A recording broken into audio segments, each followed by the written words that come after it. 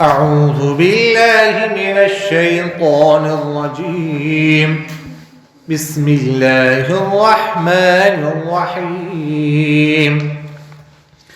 إن الله لا يستحيي أن يضرب مثلا ما بعوضة فما فوقها فأما الذين آمنوا فيعلمون أنه الحق من ربهم وأما الذين كفروا فيقولون ماذا أراد الله بهذا مثلا يضل به كثيرا ويهدي به كثيرا وما يضل به إلا الفاسقين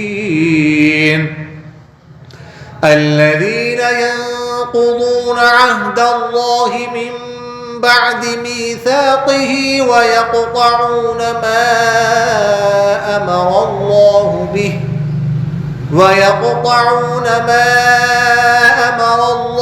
به أن يوصل ويفسدون في الأرض أولئك هم الخاسرون كيف تكفرون بالله وكنتم أمواتا فأحياكم ثم يميتكم ثم يحييكم ثم إليه ترجعون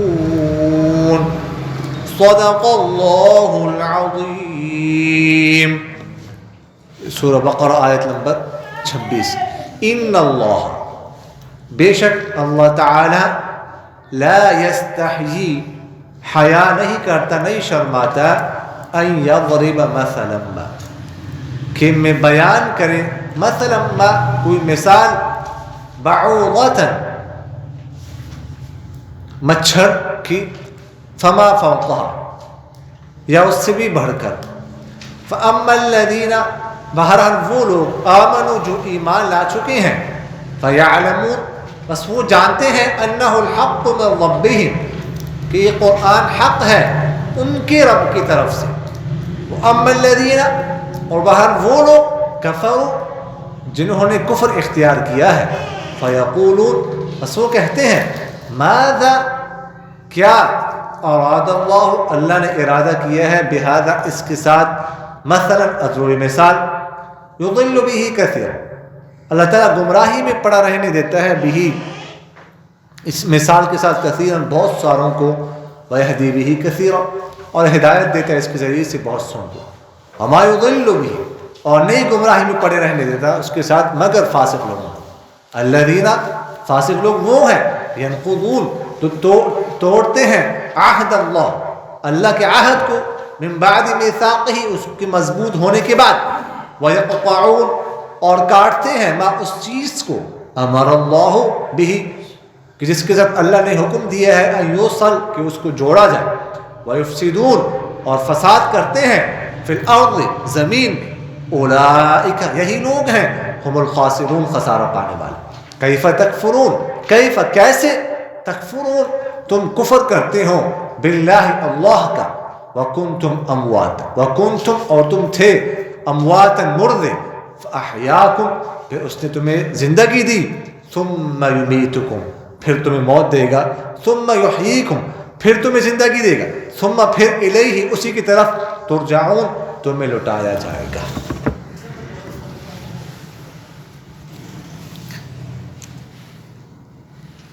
یہ پچھلے کچھ آیات پیچھے، یعنی آیت نمبر 23 میں سورہ بقرہ میں اللہ تعالیٰ نے فرمایا، تَفَأْتُوا بِسُورَةٍ مِّن مِّثْلِهِ، کہ تم اس جیسی صورت لے آؤ. وہ کہا کرتے تھے کہ یہ قرآن پاک اللہ کا کلام نہیں ہے، نعوذ باللہ، یہ مخلوق کا کلام ہے، یہ پیغمبر اپنی طرف سے بناتے ہیں. تو اللہ تعالیٰ نے چیلنج کیا تھا ان کو کہ تم بھی، اگر یہ مخلوق کا کلام ہے، تم بھی مخلوق ہو، اس جیسا کلام تم بھی بنا کے لے آؤ. اس سے تو یہ آ گئے عاجز.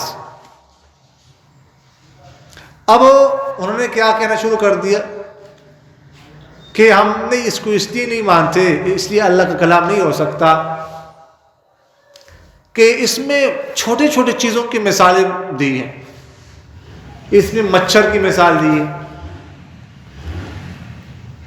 تو مچھر کی مثال، مچھر تو ایک حقیر سی مخلوق ہے، اور جسے تم کہہ رہے ہو کہ وہ خالق ہے، یہ اسی کا کلام ہے، تو اگر یہ اسی کا کلام ہوتا تو اس کلام میں مچھر کا ذکر کیسے ہوتا؟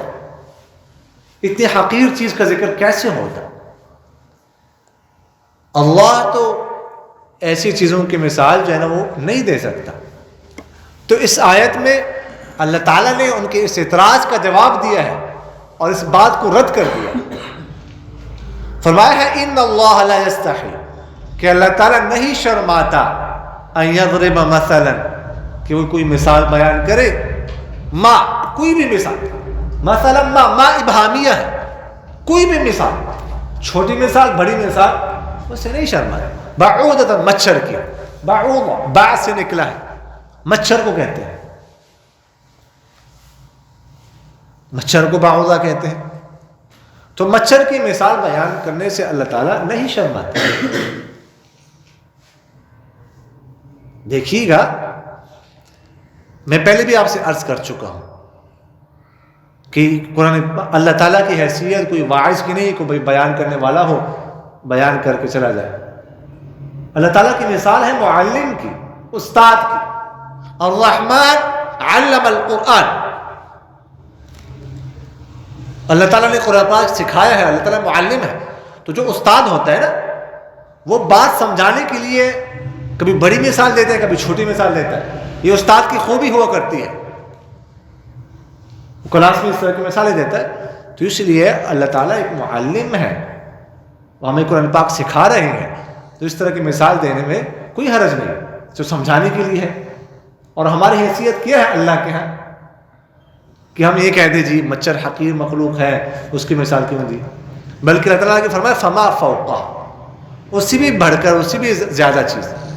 فوق ویسے تو اس کا معنی ہوتا ہے اوپر. اس کے دو مطلب ہو سکتے ہیں. ایک مطلب یہ ہو سکتا ہے یعنی مچھر سے اوپر کی مثال دے دے کوئی چیز. مثلاً قرآن پاک میں جو ہے نا شہد کی مکھی کی مثال ہے، وَإِنْ يَسْلُبْهُمُ الذُّبَابُ شَيْئًا لَا يَسْتَنْقِذُوهُ مِنْهُ. مکڑی کی مثال ہے، اس سے بڑی چیز. اور اسی طرح جو ہے نا پرندے کی مثال ہے، اس سے بڑی چیز.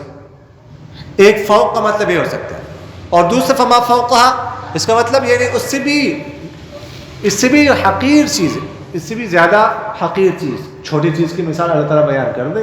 اللہ تعالیٰ فرماتے ہیں اس میں کوئی شرم کی بات نہیں ہے، اس سے میں نہیں شرماتا. یہ سمجھانے کے لیے اس طرح کی مثالیں دی جاتی ہیں.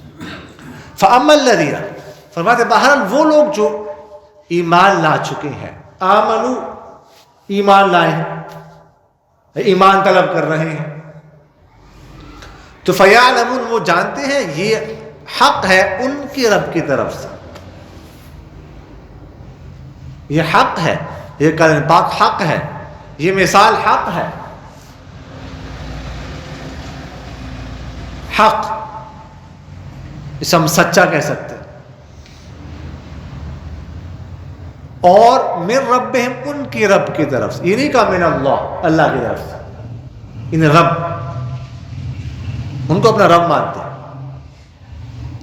رب مانا میں پہلے بتا چکا ہوں، پالنہار. تو مطلب یہ ہے کہ یہاں پر من ربہم، رب کا لفظ لائے ہیں کہ وہ ہمارا مالک ہے، ہم ان کے غلام ہیں. تو ہمیں قرآن پاک سیکھنا چاہیے غلاموں کی طرح. جیسے دیکھیے گا، ایک ہے نا آقا ایک غلام کو ایک آرڈر کرتا ہے، حکم کرتا ہے، کوئی ہدایت دیتا ہے. وہ غلام اس حکم کو کیسے سنے گا، کیسے اس پر عمل کرے گا؟ مولا آقا کا حکم ہے، فوراً اس کو بجا لائے گا. اگر نہیں بجا لاتا اس کو خوف ہے مجھے سزا ملے گی. گرمی ہو، سردی ہو،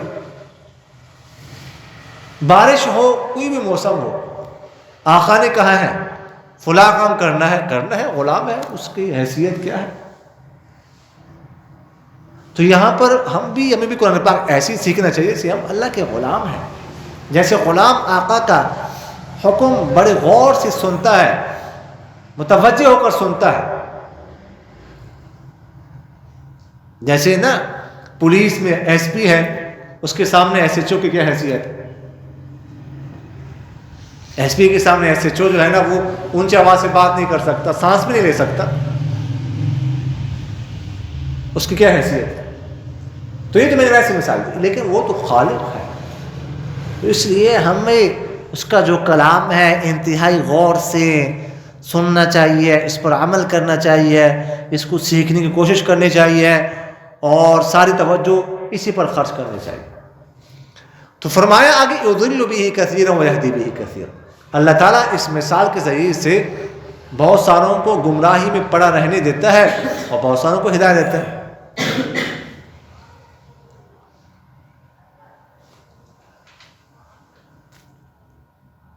اچھا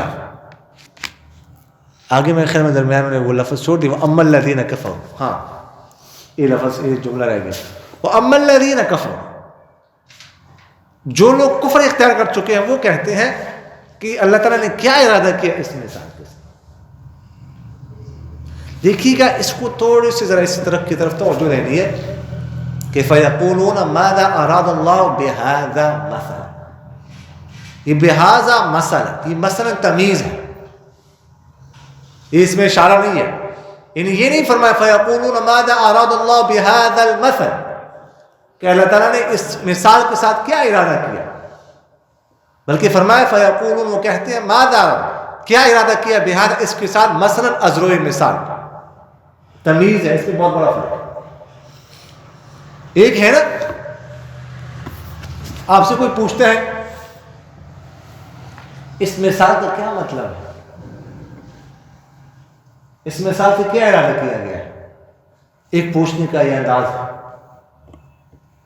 یہ بالکل صحیح سوال ہے, آپ سے کوئی پوچھنا چاہتا ہے, سمجھنا چاہتا ہے. ایک ہے انداز, یہ مثال اس کی کیا ضرورت ہے, اس سے کیا ارادہ کیا. اب پہلے لہجے میں اور اس لہجے میں فرق ہے کہ نہیں؟ پہلا لہجہ سوالیہ ہے, دوسرا لہجہ تنزیہ ہے.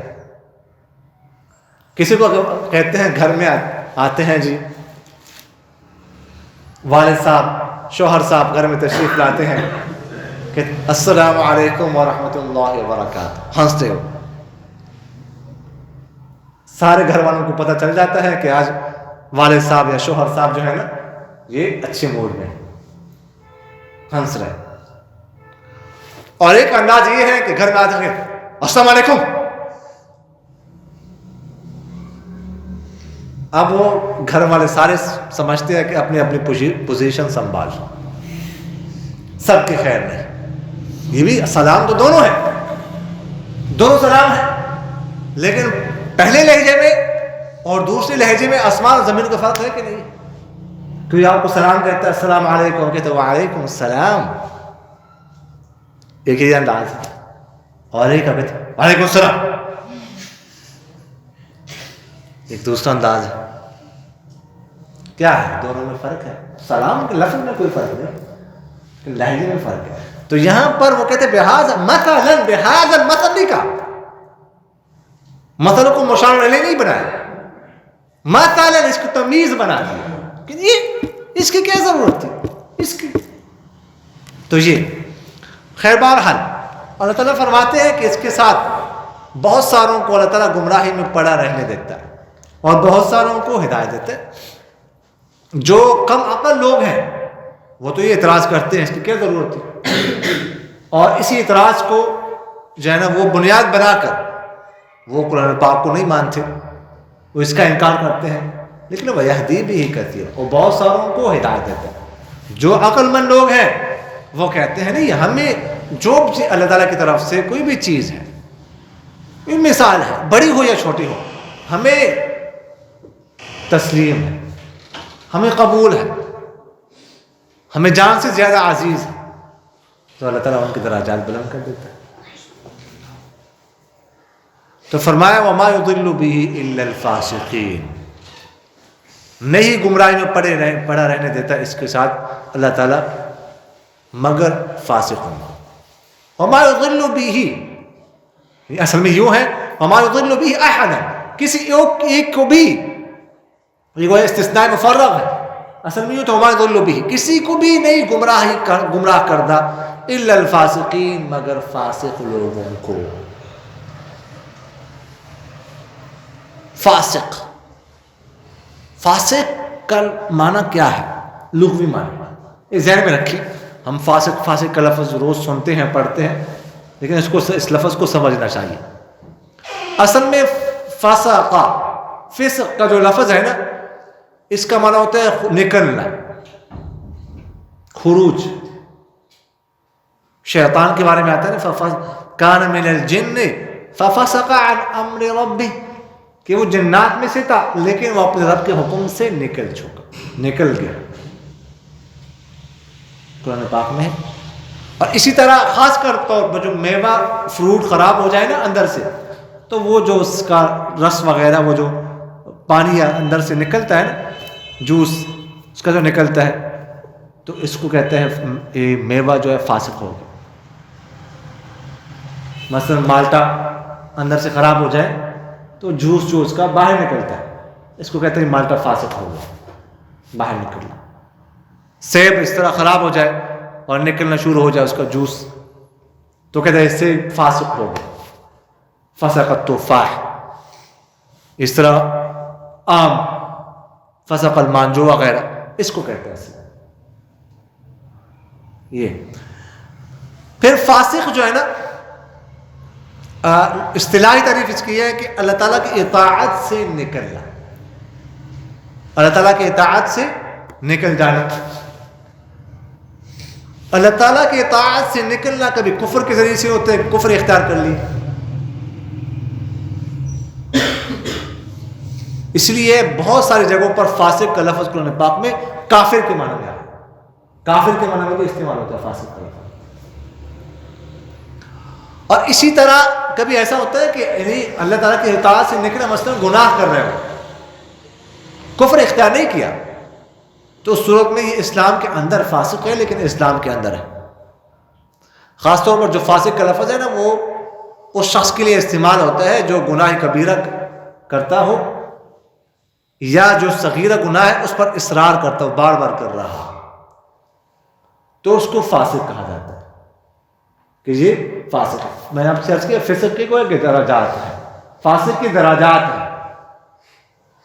جو ہائی لیول ہے وہ تو کفر ہے، کافر ہو چکا، لیکن اس سے کم جو ہے نا وہ یہ ہے کہ جو ہے وہ اسلام کے اندر رہتے ہوئے اللہ تعالیٰ کی نافرمانی کر رہا ہے، گناہ کبیرہ کا ارتکاب کرتا ہے یا صغیرہ گناہ پر اصرار کر رہا ہے، تو اس کے لیے فاسق کا لفظ استعمال. تو اللہ تعالیٰ نے فرمایا ہے کہ اس کے ذریعے سے اللہ تعالیٰ صرف فاسق لوگوں کو ہی گمراہ کرتا ہے اور کسی کو نہیں. سمجھ آگے جی. اب فاسق لوگ کون ہیں؟ الذین، وہ لوگ ہیں ینقضون، جو توڑتے ہیں عہد اللہ، اللہ کا عہد، اللہ کا معاہد. ینقضون، نقض کسے کہتے ہیں؟ نقض اصل میں عربی میں کہتے ہیں حل العقدہ، گھرا کھولنا. کوئی گھرا لگی ہوئی ہے اس کو کھولنا، اس کے لیے نقض کا لفظ استعمال ہوتا ہے عربی میں. عہد اللہ، اللہ کے عہد کو.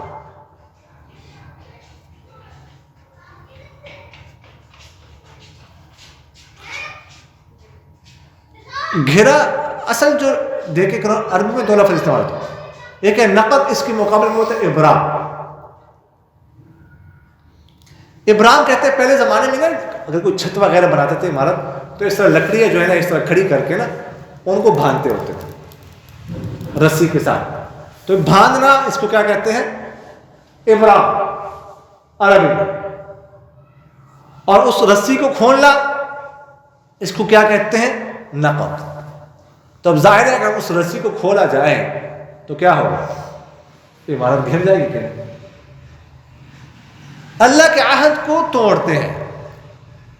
دیکھیے گا گھیرا رسی کے ذریعے سے لگائی جاتی ہے، کوئی بڑے گھیرے لگاتے ہیں خاص کر میں نے آپ کو بتایا یہ لکڑی کو رسی کے ذریعے سے.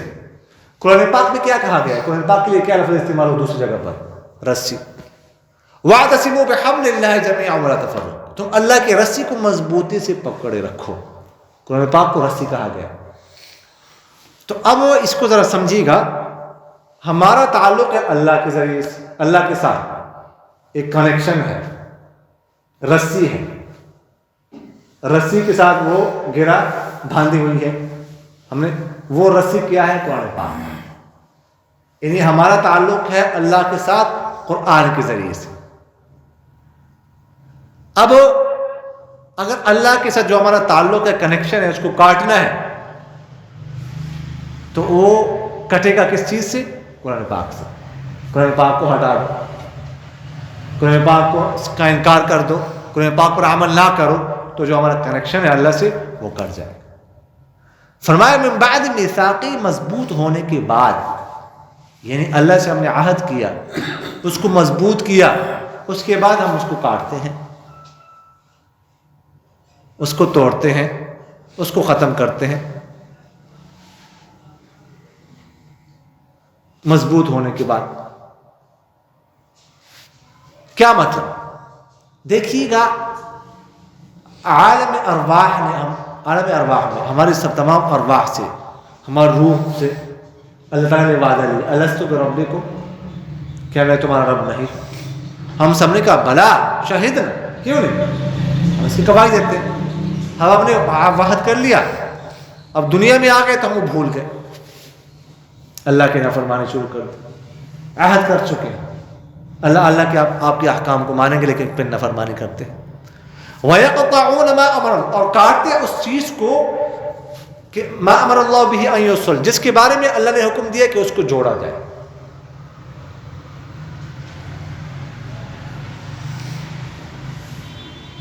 یہاں پر دنیا میں ہم آئے ہیں، دنیا میں جو بھی بچہ پیدا ہوتا ہے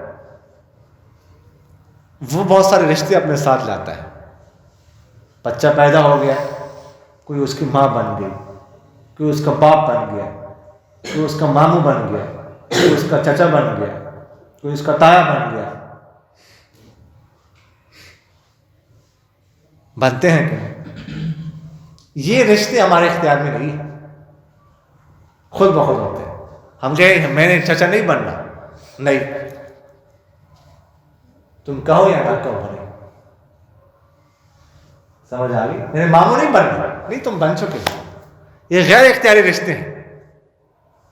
لیکن کچھ رشتے اختیاری ہوتے ہیں، مثلا ہم شادی کرتے ہیں، نکاح کرتے ہیں، یہ اختیاری ہے. لیکن یہ رشتے نہیں. تو سب سے پہلے جو تعلق ہے وہ ماں کے ساتھ ہوتا ہے. ماں کے ذریعے سے انسان اس دنیا میں آتا ہے. تو یہ رشتے ہیں، ان سب کے ساتھ ان سب کو جوڑنا ہے. اللہ تعالیٰ نے فرمایا ہے کہ ان کو جوڑنا ہے، ان کو توڑنا نہیں، ان کو کاٹنا نہیں. پچھلی جملے میں الذین ینقضون عہد اللہ، اللہ کے ساتھ جو ہمارا تعلق ہے اس کا ذکر کیا. پھر اس جملے میں مخلوق کے ساتھ جو ہمارا تعلق ہے اس کا ذکر کر دیا کہ اللہ کے حقوق بھی ادا کرنے ہیں، اللہ کے ساتھ بھی رشتہ جوڑنا ہے، مخلوق کے حقوق بھی ادا کرنے ہیں، مخلوق کے ساتھ بھی رشتہ جوڑنا ہے، توڑنا نہیں. کوئی یہ کہہ دے اٹھ کے کہ مجھے کیوں پیدا کیے والدین نے، مجھ سے پوچھا کیوں نہیں کہ میں تمہیں پیدا کریں یا نہ کریں. یہ کچھ عرصہ پہلے نا ایک شخص عدالت میں چلا گیا، عدالت میں گیا، کیس کیا کہ مجھے والدین نے میری مرضی کے بغیر کیوں پیدا کیا. لا حول ولا قوت الا باللہ. صحیح بات ہے کہ مجھے کیوں پیدا کیا میری مرضی کے بغیر. تو اب اس کو کیا کہیں گے؟ اب ایسے فضول شخص کو اب کیا بات کریں گے؟ تو خیر بہرحال فرمایا کہ ان رشتوں کو جو ہے نا وہ جوڑنا ہے، لیکن ہم آج کل توڑ رہے ہیں.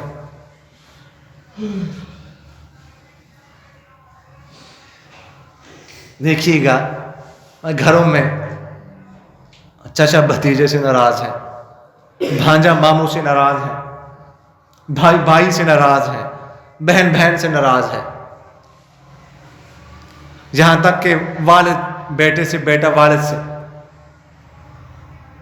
اگر آپ کہیں سفر سے آ جائیں نا، کوئی لمبے سفر سے، تو جو پہلا کام گھر والوں کی طرف سے ہوتا ہے وہ آپ کے سامنے ایک لسٹ جو ہے نا وہ سامنے کی جاتی ہے کہ فلاں کے ساتھ بھی بولتی بند ہے، فلاں کے ساتھ بھی ہماری بند ہے، فلاں کے ساتھ بھی بول چال بند ہے، خبردار ان کے گھر کے سائے میں سے بھی نہیں گزر۔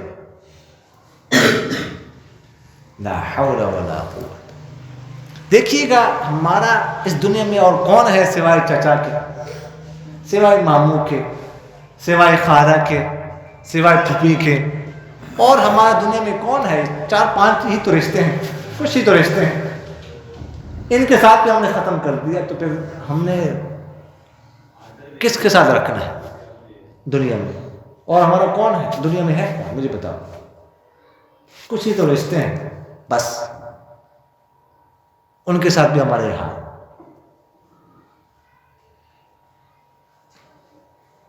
تو اس لیے آج سے یہ جو بھی یہ بات سن رہے ہیں، اگر خاندان میں سے کسی کے ساتھ قطع تعلقی ہے تو ابھی اس درس میں ابھی جو ہے ارادہ کر لے کہ اب میں اس کے ساتھ جو ہے قطع تعلق ہے اس کو ختم کروں گا، صلہ رحمی کروں گا، اس کے پاس جاؤں گا، اور جو کچھ ہو چکا ہے اس پر اللہ کی توبہ کرتا ہوں۔ ابھی اس مجلس کے ختم ہونے کے بعد جن کے پاس جا سکتے ہو ان کے پاس جاؤ، اور نہیں جا سکتے فون ملاؤ، میسج کر دو۔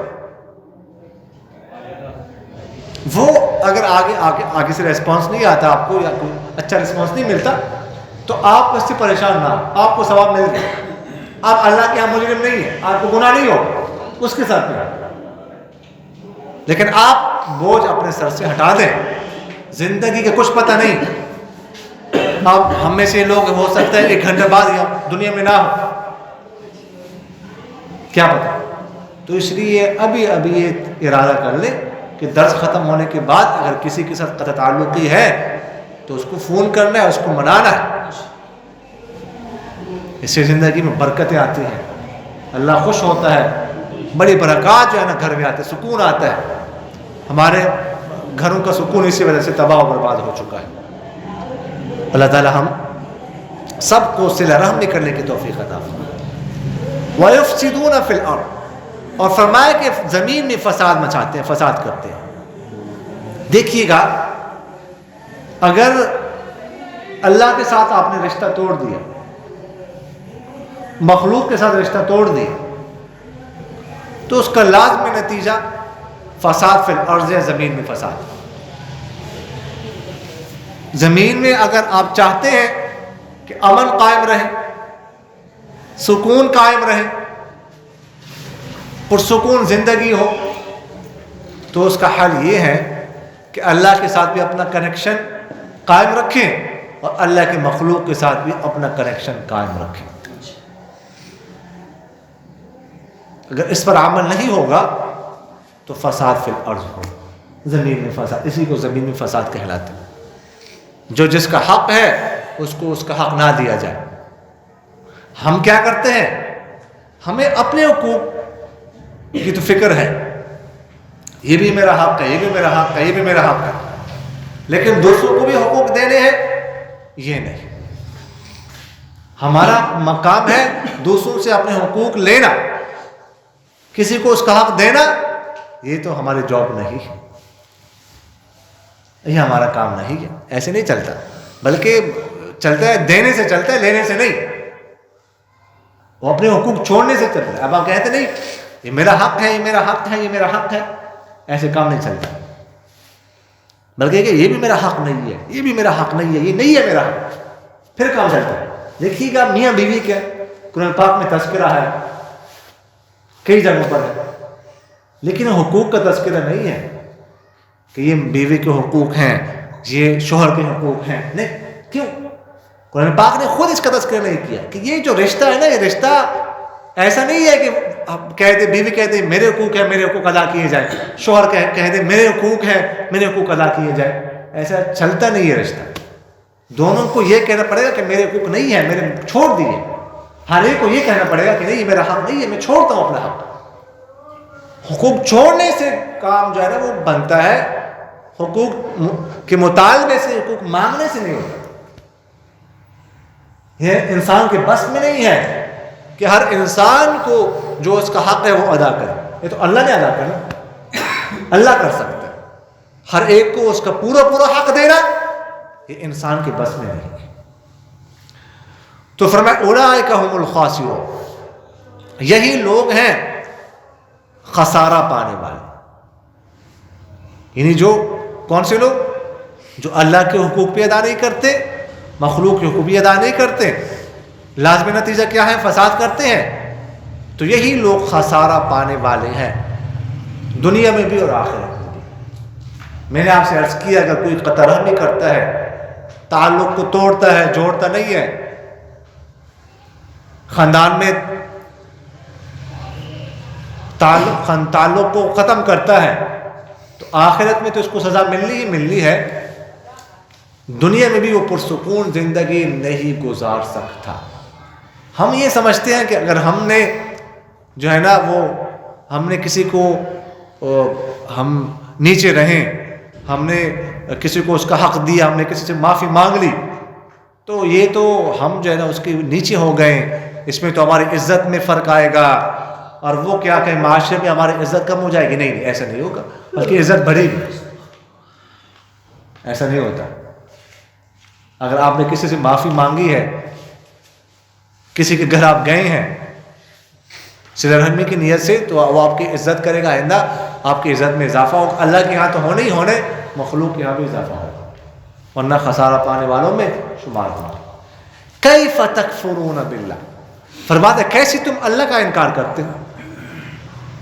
اصل میں وہ اللہ کا انکار تو نہیں کرتے تھے، مطلب ہے کہ رسول کا انکار بھی اللہ کا انکار ہی ہے، کہ وہ ہے کہ اللہ نے کہا ہے نا رسول کو ماننا ہے، اب نہیں مانتے. اللہ کے حکم کا انکار ہوا، اللہ کے حکم کا انکار، اللہ کا انکار ہوا. وَكُنْتُمْ أَمْوَاتًا، اس آیت کو ذرا غور سے سن لیجئے. وَكُنْتُمْ أَمْوَاتًا، تم مردے تھے. وَكُنْتُمْ أَمْوَاتًا، تم مردے تھے، پہلا سٹیج. فَأَحْيَاكُمْ، پھر اس نے تمہیں زندگی دی، دوسرا سٹیج.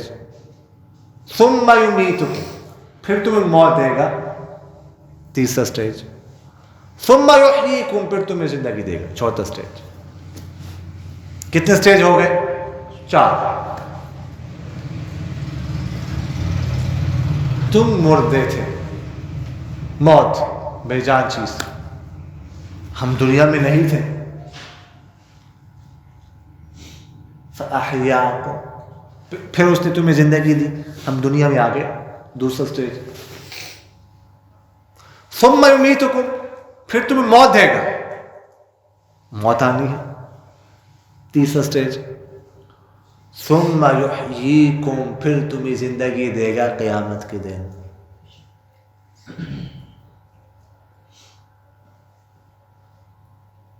کتنے سٹیج ہو گئے؟ 4 سٹیج ہو گئے کہ نہیں ہوئے؟ دوسری جگہ پر قرآن پاک میں اللہ تعالیٰ فرماتے ہیں کہ 2 دفعہ، ٹھیک ہے، وہ لوگ کہیں گے قیامت کے دن کہ 2 دفعہ ہمیں آپ نے زندگی دی، ٹھیک ہے.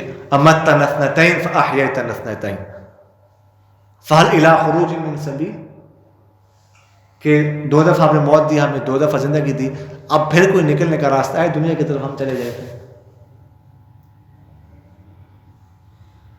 یہ ہے. اچھا، یہ تو ہو گئے 4 سٹیج. لیکن اگر آپ دیکھ لیں، ذرا غور کریں تھوڑا سا، اس آیت میں بہت اہم آیت ہے، اس پر لمبی چوڑی گفتگو ہو سکتی ہے، لیکن میں مختصراً عرض کر دیتا ہوں کہ پہلا جو سٹیج ہے نا، وَكُنْتُمْ أَمْوَاتًا، تم مردے تھے. مردہ انسان کب بنتا ہے؟ کب بنتا ہے مردہ؟ جب زندگی ہو اس کے بعد مرو. ایسا ہی ہے نا. مردہ تو اس کو کہیں گے کہ زندگی کے بعد موت آ جائے, اس کو مردہ کہتے ہیں. ایسا ہی ہے نا. تو یہاں پر اس کا مطلب ہے کہ ہمارے پاس پہلے زندگی تھی.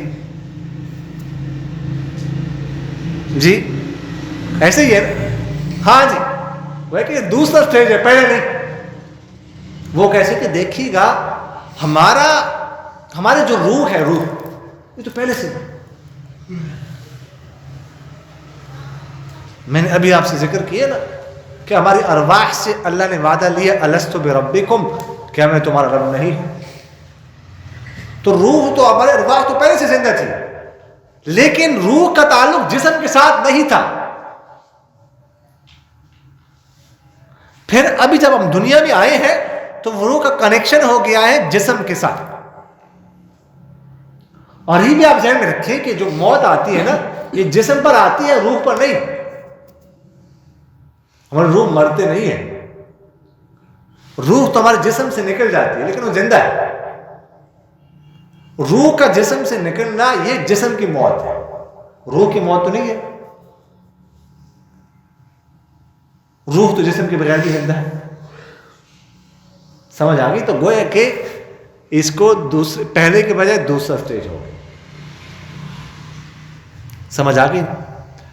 اچھا, یہاں پر یہ نہیں کہا نا اموات مردے تھے, ثم فاحیاکم, پھر تمہیں زندگی, دنیاوی زندگی, ثم یمیتکم, پھر موت دے دی, ثم یحییکم, پھر تمہیں قیامت والے دن زندہ کرے. اچھا, یہاں پر یہ سوال پیدا ہوتا ہے کہ قبر کی جو زندگی ہے اس کا ذکر نہیں ہے. یعنی ثم یمیتکم, ابھی موت دے گا اللہ تعالیٰ میں, سب نے مرنا ہے جی.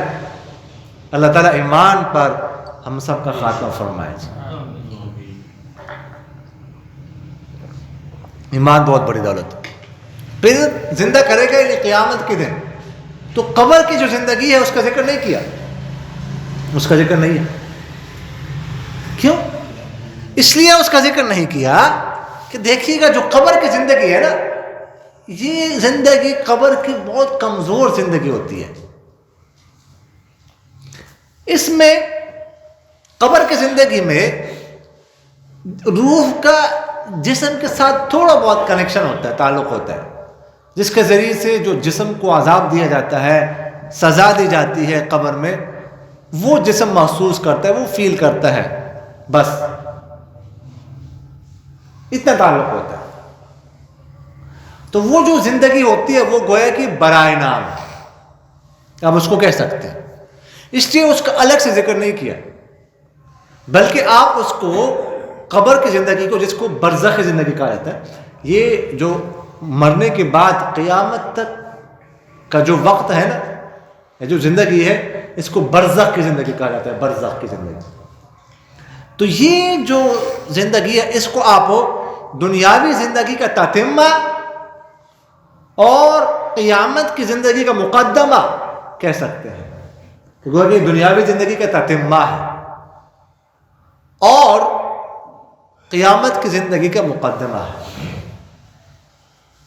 تو اس لیے اس کا ذکر نہیں کیا, بلکہ صرف جو ہے نا وہ مرنے کے بعد تو فوراً جا کر قیامت کی زندگی, کیونکہ قیامت کی زندگی ہوگی نا وہ ایک مضبوط زندگی ہوگی. ٹھیک ہے, ظاہر ہے کہ اس کے بعد جو ہے نا حساب ہونا ہے, پھر جنت میں جانا ہے, جہنم میں جانا ہے, لیکن قبر کی زندگی اس کی طرح نہیں ہے.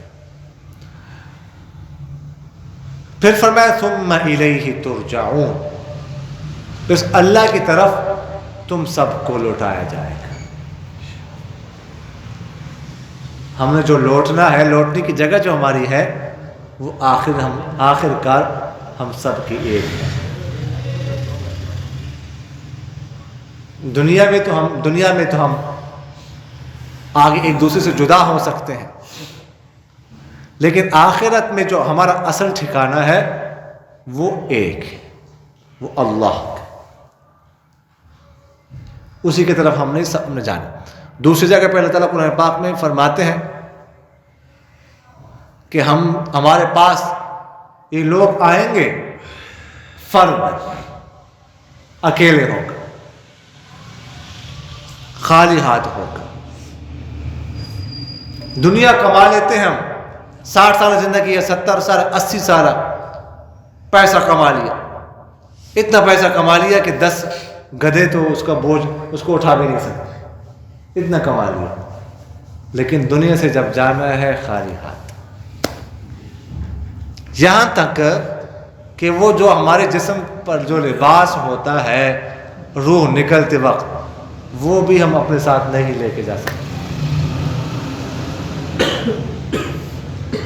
وہ یعنی گویا کہ اس کا بھی ہمارے پاس اختیار نہیں ہے کہ ہم اپنے ساتھ لے جائیں. جیسے ماں کے پیٹ سے نکلے تھے بالکل خالی ہاتھ، جسم پر لباس بھی نہیں تھا، اسی طرح خالی ہاتھ لباس کے بغیر اللہ کے حضور پیش ہونا ہے. ثم الیہ ترجعون، پھر اسی کی طرف تم سب کو لوٹایا جائے گا. جو اگلی آیت ہے نا وہ اس میں ذرا تفصیل ہے، وہ ثم استوى الی السماء، اس کا مسئلہ آ رہا ہے، تو اس لیے اس پہ انشاءاللہ اگلے جمعے گفتگو کریں گے. اللہ تعالیٰ عمل کرنے کی توفیق عطا فرمائے. آمین. الحمد للہ رب العالمین والعاقبۃ للمتقین والصلاة والسلام على خیر خلقہ محمد وعلى آلہ واصحابہ اجمعین. اللهم لك الحمد أنت رب السماوات والأرض ومن فيهن، ولك الحمد أنت قيوم السماوات والأرض ومن فيهن، ولك الحمد أنت نور السماوات والأرض ومن فيهن. أنت الحق وقولك الحق ووعدك حق والجنة حق والنار حق والنبيون حق ومحمد صلى الله عليه وسلم حق. اللهم لك أسلمنا وبك آمنا وعليك توكلنا وإليك أنبنا وبك خاصمنا وإليك حاكمنا. اغفر لنا ما قدمنا وما أخرنا وما أسررنا وما أعلنا. أنت إلهنا لا إله إلا أنت. یا ذا الجلال والاکرام ہمارے تمام صغیرہ کبیرہ گناہوں کو معاف فرما. یا ذا الجلال والاکرام ہمیں اپنے حقوق بھی ادا کرنے کی توفیق عطا فرما، اپنے مخلوق کے حقوق بھی ادا کرنے کی توفیق عطا فرما. یا ذا الجلال والاکرام ہمیں ایمان پر ثابت قدمی نصیب فرما. یا ذا الجلال والاکرام قیامت کے ہلاکیوں سے ہم سب کو محفوظ فرما، جنت الفردوس میں ٹھکانہ نصیب فرما. یا ذا الجلال والاکرام ہمیں اپنے احکام پر عمل کرنے کی توفیق عطا فرما. یا ذا الجلال والاکرام ہمیں سرکار دو عالم صلی اللہ علیہ وسلم کے ہر فعل ہر ادا کو اپنانے کی توفیق نصیب فرما. یا ذا الجلال والاکرام ہمیں قرآن پاک کی فہم اور سمجھ نصیب فرما، اس میں غور و فکر کرنے کی توفیق نصیب فرما. یا ذا الجلال والاکرام ہمیں صلہ رحمی کرنے کی توفیق نصیب فرما. ہمارے جو خاندانی دشمنی ہیں، جو جھگڑے ہیں، جو عداوتیں ہیں، جو نفرتیں ہیں، یا ذا الجلال والاکرام ان سب کو ختم فرما. سبحان ربک رب العزت عما یصفون وسلام علی المرسلین والحمد للہ رب العالمین. آمین یا رب العالمین برحمتک یا ارحم.